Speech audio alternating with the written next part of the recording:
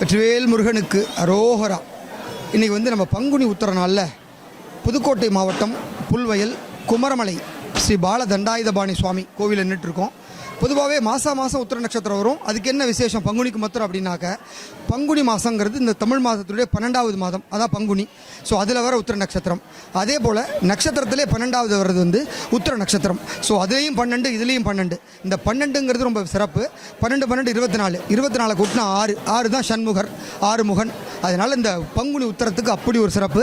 அதனால தான் இந்த பங்குனி உத்திரத்தன்னைக்கு உலகத்தில் இருக்க எல்லா முருகன் கோவில்களும் விழா கோலம்படும். ஆயிரக்கணக்கான பக்தர்கள் வந்து சுவாமி தரிசனம் பண்ணுவாங்க. அப்படி ஒரு சிறப்புமிக்க இந்த குமரமலை பாலதண்டாயுத சுவாமி கோவிலுக்கு என்ன சிறப்பு அப்படின்னா, இது வந்து பழனி முருகனுடைய மறு உருவம், மறு அவதாரம். ஒரு வயதான ஒரு பக்தர் ஒருவர் இங்கே பழனிக்கு வரிசையாக போயிட்டே இருப்பார். அவர் வயது மூப்பின் காரணமாக போக முடியவில்லை. அதனால் முருகா எனக்கு காட்சி கொடுக்க முடியலையே, உன்னை வந்து பார்க்க முடியலையே, எனக்கு இந்த உயிர் இருக்க வேண்டாம் உடம்புலன்னு சொல்லி அழுகிறார். அப்போ ஒரு கனவுல வந்து ஒரு அசரீரி தோணுது. அந்த அசரீரி வந்து நீ எங்கேயும் போக வேண்டாம், உன் எல்லையில் வந்து ஒரு குன்று இருக்கும், அந்த குன்று மேலே போனேன்னா ஒரு விபூதி பையும் ருத்ராட்ச மாலை இருக்கும், அங்கே போ, நான் உனக்கு அங்கே வருவேன் அப்படின்னு சொல்லி அந்த அசரீரி மறைஞ்சிருது. அதே மாதிரி மறுநாள் அவர் வராரு. இந்த மலையில் இப்போ நின்றுட்டு இருக்கோம், இந்த மலையில் இந்த இடத்துல தான் அந்த கரெக்டாக அந்த விபூதி பையும் ருத்ராட்ச மாலையும் இருந்தது. அவர் வந்த உடனே அந்த இடத்துல பழனி முருகன் வந்து அவருக்கு காட்சி கொடுக்கிறார். சேதுபதி தேவர்னு அவரோட பேர். 80 வயசு, ஒரு கண்ணு தெரியாத ஒரு மனிதர். பக்தனுக்காக இறங்கி வந்து பழனி முருகனே காட்சி கொடுத்த இந்த தலம் வந்து பால தண்டாயுதபாணி. இங்கே இருக்கிற சுவாமி பார்த்தீங்கன்னா குழந்தை ரூபமாக எல்லாருக்கும் அனுகிரக மூர்த்தியாக இருப்பார். ஸோ வேண்டிய வரங்களை அவர்கிட்ட கேட்டீங்க, மனமுருகி வேண்டுறீங்கன்னா அடுத்தது சக்ஸஸ் பண்ணாமல் நீங்கள் அந்த கோயிலுக்கு வர முடியாது.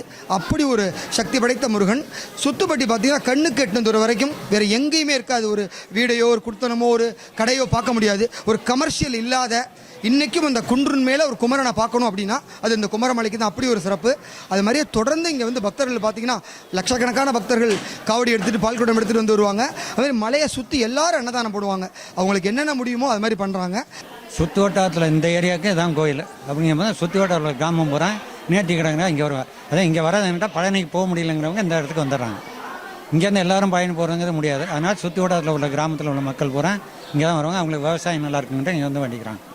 இதில் இன்னொரு சிறப்பு என்னன்னா, இங்கே வந்து நாங்கள் ஒரு வேண்டுதல் வச்சுருந்தோம். அவங்களால நடக்க முடியாமல் இருந்தது முன்னாடி. அண்ட் இப்போ வந்து திரும்பி இது தொடர்றாங்க. அது காரணம் முருகர் தான். அவருக்கு வந்து வெள்ளியில் வேல் வாங்கி வச்சோம்.